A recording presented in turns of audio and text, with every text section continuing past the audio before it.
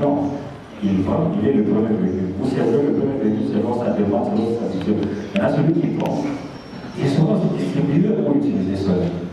Donc, il n'y a pas de limite. Il y a des gens, comme Bitcoin est venu, par exemple, Donald Trump, il est parmi les riches en Bitcoin, il est millionnaire. Un truc qui est zéro, il comprend le secret qui est dedans, il vient, il investit, je ne sais pas, $600 000 ou $1 million, il prend un grand nombre. Alors, s'il a cette vision, il croit à ça, personne ne va l'empêcher, c'est lui. C'est lui. Donc, il y a des gens, par exemple à Dubaï, les gens sont très avancés dans la crypto-monnaie, et quelqu'un est riche, un businessman, il voit au lieu de garder $100 000 dans la banque, même si on me donne des intérêts de 13%, c'est qu'on peut te donner par an.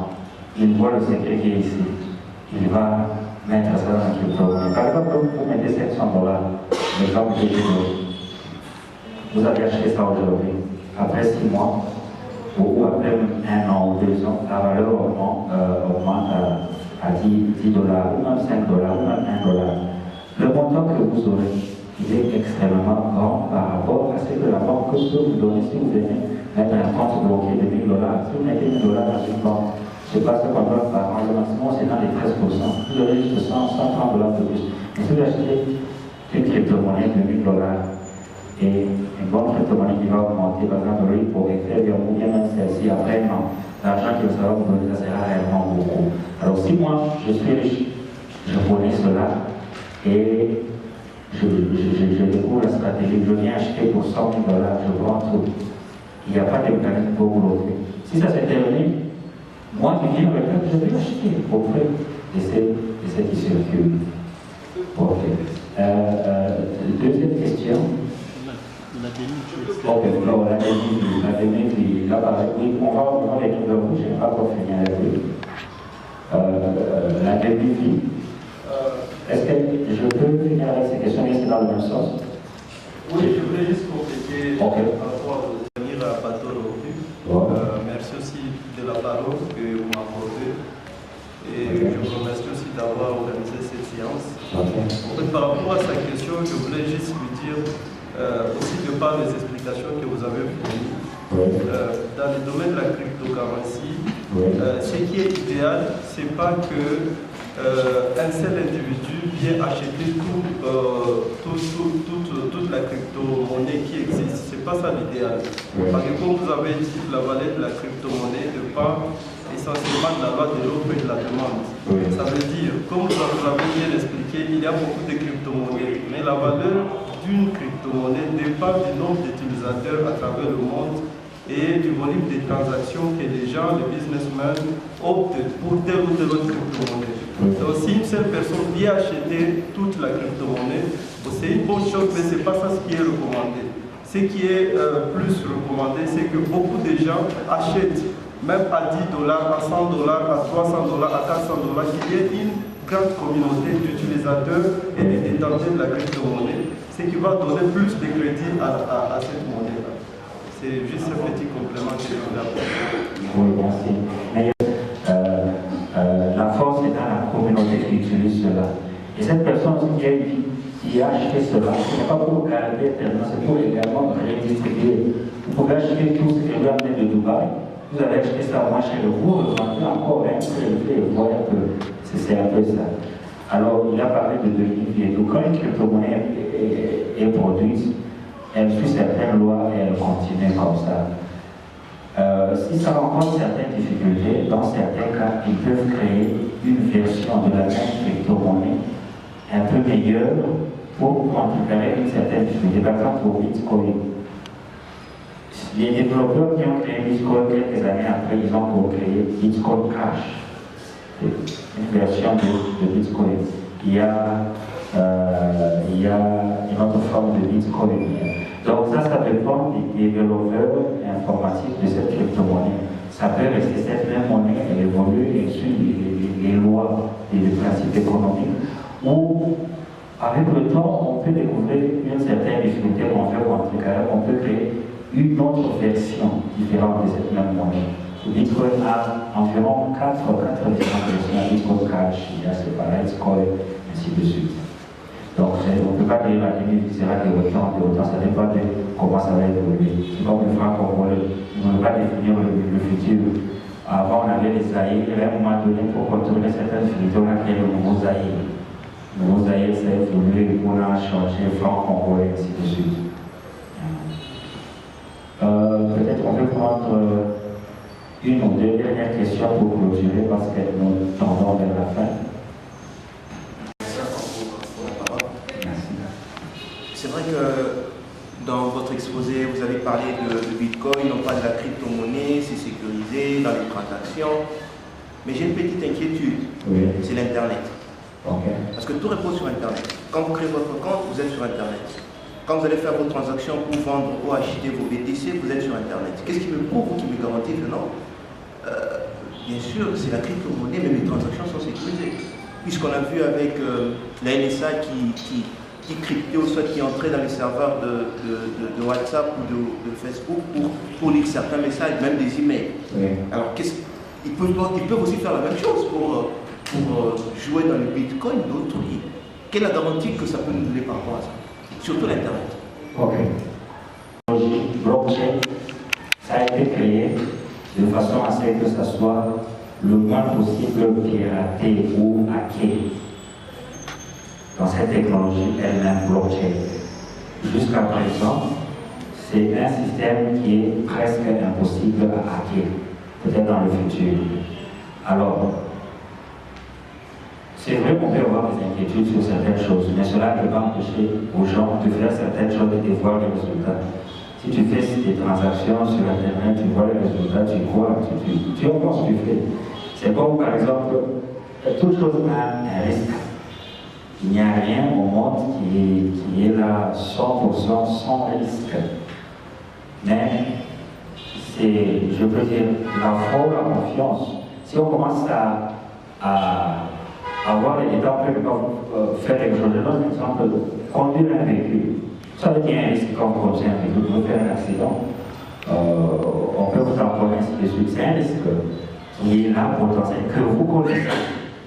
Mais ça ne vous empêche pas de prendre un véhicule et de rouler. Il faut le prévenir, connaissant ces risques, vous les évitez en faisant ceci et cela. Alors, dans ce domaine, vous seulement, vous faites une étude sur ce que, dans quoi vous voulez vous engager, c'est quelque chose de réel, c'est quelque chose de légal. Et vous voyez, vous avez les résultats et vous continuez. Les choses qui peuvent arriver dans le futur, c'est difficile de les prévenir. Mais actuellement, cette technologie, la façon dont elle a été conçue, c'est vraiment difficile de hacker cette technologie. Peut-être dans le temps. Parce qu'il n'y a rien qui est parfait, les sortes ne sont parfaits sur cette terre. Vous pouvez avoir peut-être une inquiétude sur les risques. Oui, dans toute chose, il y a un risque. Il y a un risque, mais il y a certaines choses où les risques sont minimes, il y a certaines choses où les risques sont très grands. C'est un peu ça. Oui, continuez. Pour augmenter. Oui. En Corée du Sud, par exemple, les gens voulaient récupérer leur bitcoin pour le convertir en argent. Oui. Mais curieusement, les plateformes où ils avaient créé leur compte sans regarder leur BTC, c'est pas exactement. C'est comme si on les a ordonnés de geler ce processus-là en compliquant l'accès au BTC et les gens n'arrivaient pas à se connecter facilement. Parce qu'il y a quelqu'un X ou Y qui contrôlait l'Internet. C'est cette inquiétude-là. Or, ce sont mes BTC, mais on me refuse d'y accéder parce que la valeur avait augmenté. Les gens voulaient récupérer pour convertir, mais on a bloqué un peu le système. Souvent, ce qui arrive, c'est dans d'autres types de crypto-monnaies. Parce que vous avez votre compte monnaie qui vous appartient, c'est à vous. Vos bitcoins sont là, c'est à vous. Personne ne les touchera. Mais c'est la plateforme sur laquelle vous allez faire l'échange. Vous voyez? Et il y en a plusieurs. Cela peut. Chaque plateforme peut amener certaines restrictions, par exemple, pour contrôler. Parce qu'il y a ce qu'on appelle les dumping, ça veut dire tout le monde veut venir pour gérer ça. Ça contribue à l'inflation. Alors, certaines plateformes, pour contrôler cela, peuvent limiter disant que par jour, par semaine ou par mois, vous êtes autorisé à convertir un certain montant maximum, pas plus, parce qu'on veut contrôler cela, on veut éviter l'inflation. On ne vous autorise pas à venir tout déposer, convertir, parce que ça va perturber tout le système. Alors, il y a des plateformes qui viennent avec des régulations. Par exemple, vous voulez convertir 2 millions de dollars par jour. Voilà, ça va perturber le système. On peut dire le maximum que vous pouvez faire ou que vous pouvez convertir, c'est autant. C'est une loi parce qu'on veut convertir. Mais ce que vous avez acheté, ça vous appartient, c'est à vous. Ce n'est pas dire qu'on a bloqué, mais certaines restrictions sont venues pour contrôler. L'inflation arrive parce que quand tout le monde veut jeter ça sur le marché, et veut vendre au même moment, alors on contrôle. Et certaines crypto-monnaies avaient ces problèmes-là sur leur plateforme. Et ça a posé des problèmes parce qu'ils n'avaient pas cette restriction. J'avais 2 millions de coins, je vois la valeur atteindre 10 dollars alors que c'était autant. Je veux déverser le tout là-bas. Ça crée l'inflation. Alors, ce n'est pas dire qu'il y avait un blocage ou un contrôle, c'était des restrictions, des principes économiques pour contrôler cela. Une bonne crypto-monnaie, quand vous la c'est votre propriété, vous la gardez. Oui. Vous avez votre MBTC. Oui. Okay. Vous avez votre MBTC en 2017. Oui. Il a une valeur à 0,9. Okay. Vous arrivez janvier 2019. MBTC égale à 12 dollars. Oui. Et que vous voudrez accéder. Okay.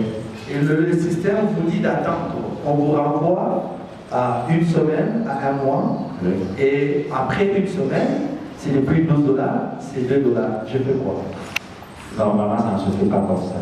Ça ne se fait pas attendre. Quand vous voulez convertir votre crypto-monnaie, ça peut être Bitcoin, ça peut être n'importe quelle crypto-monnaie sur la plateforme d'échange, ça ne vous fait pas attendre. C'est instantané. Vous la convertissez à sa valeur de ce jour-là. Si ça vous fait attendre, ça veut dire que ce n'est pas une crypto-monnaie, c'est un problème ou une promotion. Normalement, ça ne se fait pas attendre. Vous avez au BTC, j'en ai autant dans mon portefeuille. Je vais les convertir aujourd'hui. Je les convertis autour d'aujourd'hui. Je ne peux pas les convertir, on me demande encore d'attendre une semaine, non. Ce qui peut attendre, c'est si vous voulez maintenant transférer l'argent que vous avez converti à votre compte bancaire. Là, vous venez de faire le lien entre deux systèmes différents. Vous êtes sur l'Internet, vous avez une plateforme d'échange, vous avez donné vos coordonnées bancaires, vous avez un Bitcoin, sa valeur c'est par exemple 6 000 dollars, vous avez besoin de cet argent-là, vous convertissez ça en dollars, on vous donne 6 500 dollars, vous voulez avoir ça dans votre compte bancaire ou dans votre téléphone. Maintenant, on va faire un transfert de cette plateforme jusqu'à votre compte bancaire. Le système de transfert cryptocurrency, c'est très rapide, c'est en seconde. Maintenant, ça doit quitter la banque pour aller dans la banque, c'est là que ça prend le temps, mais c'est le même montant. C'est le même montant. Parce que ça peut prendre 2 jours, ça peut prendre 3 jours, et puis vous voyez les données sur votre compte bancaire que vous avez reçu 6 000 dollars. Ça peut prendre 2 jours, ça peut prendre une semaine, ça dépend de l'efficacité de cette plateforme d'échange. Mais c'est le même montant que vous avez converti ce jour-là. Ce jour-là, le même montant. Si c'est un petit montant que vous pouvez retirer par téléphone, c'est dans quelques minutes, par exemple, j'ai retiré 400 dollars pour mettre ça sur mon téléphone, utilisant un petit peu ça. Vous initiez ça, et le message vient sur votre téléphone. Dans quelques minutes, vous avez ça. Parce que ça, c'est un peu digital. Mais si ça doit aller à la banque, c'est là que ça peut prendre. On dépend de la vitesse de votre banque. 2 jours, 3 jours, une semaine, ça dépend. C'est comme les ordres de paie à la banque aussi. Les ordres de paie aujourd'hui, on amène ça à la banque. Vous attendez 2-3 jours pour que ça arrive. D'abord, vous recevez le salaire. Le même montant auquel vous allez changer ce jour-là. Oui, c'est considéré. C'est toujours ici. Oui. Au 1er janvier. Oui. Ok. Au 1er janvier, vous avez, parce que vous avez parlé de la loi de l'offre et de la demande. Oui. Il y aura des fois où la demande n'est pas grande. Oui. Ok? La demande n'est pas grande, il y a stabilité de prix, des valeurs. Parce qu'il y a stabilité des valeurs. Par exemple, au 1er janvier, j'étais à $1, un BTC égal à $1. Ok? Arrivé au mois de février, il y a la demande est tellement grande, on passe à $12. Le $1 devient $12. Il peut aussi arriver qu'au mois de juin de la même année, il n'y a plus de demande, ça redescend. Mais moi, la conversion, je n'avais pas voulu faire la conversion le même jour. Au mois de février, là, lorsque la demande était grande, j'avais mis sous réserve le One BTC. Vous comprenez un peu? J'aimerais maintenant retirer au mois de juin quand la demande, plutôt il n'y a plus de demande, le prix reste à $1. J'aurais retiré le $12 que je vais retirer au mois de février, ou c'est le même $1 que j'aurais retiré lorsque la demande n'est pas grande. Très bien. On va les investisseurs, par l'investissement. Il y a ce qu'on appelle les traders, qui font les trading. Alors, pour faire les trading, ça demande des formations et une technicité. Mais pour le commun des mortels, c'est mieux d'être investisseur. Vous investissez et, par exemple, c'est mieux d'investir dans les crypto-monnaies qui sont encore naissantes. Vous voyez que ça va augmenter parce que toute crypto-monnaie, elle commence très très bas, sa valeur. Quand on met une courbe, quand ça commence, c'est encore bas, ça va augmenter et puis ça va rester un moment donné. Quand vous êtes investisseur, c'est bien d'acheter ici et vous attendez que ça arrive là-bas. Ici, ça va commencer à faire des fluctuations. Alors, vous suivez les informations qui concernent votre crypto-monnaie régulièrement. Vous avez acheté à $0,1, ça arrive à $10. C'est vous-même vous dites non, je vais acheter, je veux convertir ça maintenant. Vous dites non, je crois que ça va encore augmenter. J'attends quand ça va atteindre $50. Ou vous dites non, je suis dans une urgence, ça atteint $10, j'ai déjà gagné. Au lieu de tout consommer, vous aviez peut-être 8 000 cryptocurrencies. Vous convertissez 500. Alors, quand ça atteint la maturité, vous qui êtes investisseur, vous avez déjà eu le temps d'avoir votre argent. Alors, maintenant, ça commence à faire des cryptos. C'est pour cela que dans les crypto-monnaies qui ont déjà atteint la maturité comme Bitcoin, si vous voulez acheter des Bitcoin aujourd'hui, ce n'est pas dans le sens d'investir. Vous n'aurez pas beaucoup d'argent parce que ça fluctue. Alors, si vous voulez avoir l'argent en achetant Bitcoin, en achetant pour dire je vais investir dans Bitcoin, vous devez acheter ça pour faire des trading. Et là, ce n'est pas donné à tout le monde, on doit vous former. Ça veut dire quoi? Vous achetez quand la valeur descend, quand ça augmente, vous convertissez, vous avez l'argent, vous gardez. Quand ça descend, vous achetez. Et si vous connaissez cela, vous pouvez commencer à gagner par jour ou par semaine. Il y a des gens, je connais des gens qui font des trading par jour ou qui gagnent par semaine $100, $200. Ça dépend du montant qu'il a investi. Alors, juste en faisant des trading, il a $10 000. Par exemple, la valeur de Bitcoin est à $5 000. Comme ces jours-ci, ça commence à baisser, vous achetez un Bitcoin. Supposons qu'au mois de janvier, ça atteint 8 000. Vous convertissez le 1 Bitcoin là en dollars, vous avez 8 000. Vous aviez 5 000, vous avez 8 000. Vous voyez, vous avez gagné. Et les 5 000, vous les gardez. Vous voyez que vous allez gagner $30 de plus. Alors, vous suivez les courbes. Donc, le secret, c'est d'en suivre le taux. Quand ça descend encore, vous achetez. Vous voyez. Quand ça devient bas, vous achetez. Supposons que ça descend encore à 6 000. Vous avez déjà 8 000. Vous achetez encore. Et quand ça monte, vous avez acheté à 6 000. Quand ça monte, vous vendez. Vous voyez qu'à chaque fluctuation, vous avez des bénéfices. Donc, il y a deux types de gains dans la crypto-monnaie.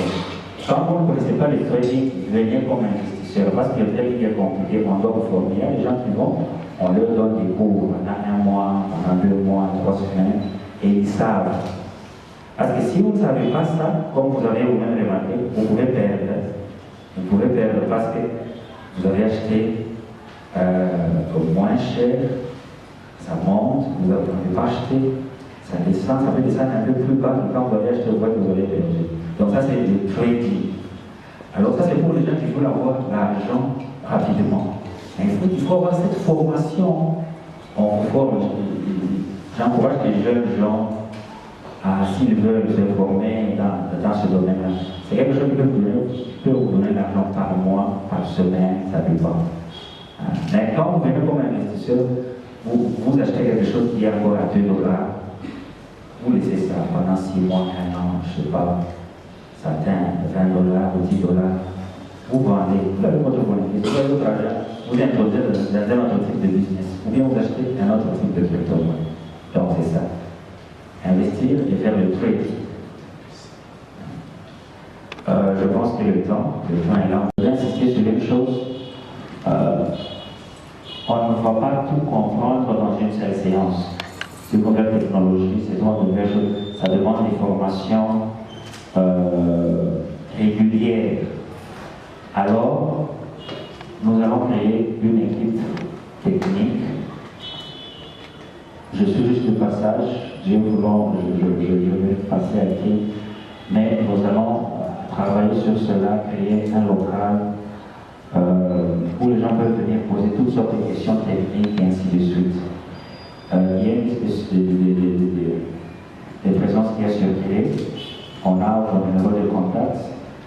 On va vous envoyer le matériel pour encore se former davantage. On va commencer à échanger, les gens posent des questions, on répond, ainsi de suite. Ceux qui veulent investir sont les bienvenus. Nous allons voir comment faire ça. Parce que les gens sont en train d'acheter, les gens vont continuer à acheter. Si vous n'achetez pas, ce n'est pas un problème, d'autres vont acheter. Et donc tout dépend de votre vision. Nous allons expliquer, nous allons donner cette opportunité. Nous allons revenir encore pour expliquer et réexpliquer. Et c'est un peu ça. Donc, en bref, le domaine de blockchain, de crypto-monnaie, c'est un nouveau domaine qui est là, qui vient. Qu'on le veuille ou pas, ça va venir. Alors, soyez parmi les premières personnes à y investir. Un petit $200, $500, $1 000, $5 000. J'ai vu des gens qui ont mis $100 000. Sont des grands businessmen, ils voient que non, ça, dans 1 an, ça va plus me rapporter que de mettre ça à la banque. Donc, il y a plusieurs domaines à investir. Donc, si vous avez beaucoup d'argent, essayez aussi d'autres nouvelles choses. Il n'y a pas que le business traditionnel, il y a d'autres nouvelles choses. Si vous essayez quelque chose à côté, c'est aussi bon. On dit c'est encore plus risquant que de prendre un risque. Et on dit ceci, le regret c'est quoi? Il y a des gens, je connais, qui ont regretté de ne pas avoir acheté Bitcoin en 2009. Ils avaient cette information. Ils pouvaient m'acheter pour $100, ils pouvaient m'acheter pour $200. Alors le regret c'est quoi? C'est quand il avait rejeté ça. Et après 2 ans, il voit que c'était réel et il voit l'argent qu'il voulait gagner. Il a perdu ça et que c'est impossible maintenant. Avec son $100 d'avoir l'argent dans le Bitcoin. Ça, c'est un grand regret. C'est une opportunité passée. Un autre regret, mais c'est inférieur, c'est quand tu as vu, tu pouvais peut-être faire plus, et tu fais un peu. Mais quand ça devient réel, j'ai gagné, je pouvais peut-être faire encore plus. Donc, dans la vie, il faut toujours comprendre, poser des questions et tenter. Ne pas toujours passer des opportunités régulièrement. On dit le pauvre pour en anglais. C'est quelqu'un qui passe des opportunités de façon répétitive. Passing over opportunity, repetitively. Et il reste comme ça. On vient lui fait ce business. Non, ça c'est un petit business. Ça va, je ne veux pas vous donner. On lui donne un grand business. Non, ça demande beaucoup d'argent. Je ne veux pas beaucoup gagner. On lui fait ça. Je n'ai pas le temps pour faire ça. On dit, bon, alors, nous terminons aussi un business traditionnel. Oh, ça va très bien pour que je gère le but. Donc, vous passez les opportunités de façon répétitive. Nous vous remercions pour votre patience. Nous nous excusons s'il y a eu des perturbations techniques. On a commencé un retard à cause du courant. Et nous serons en contact. Je vous remercie.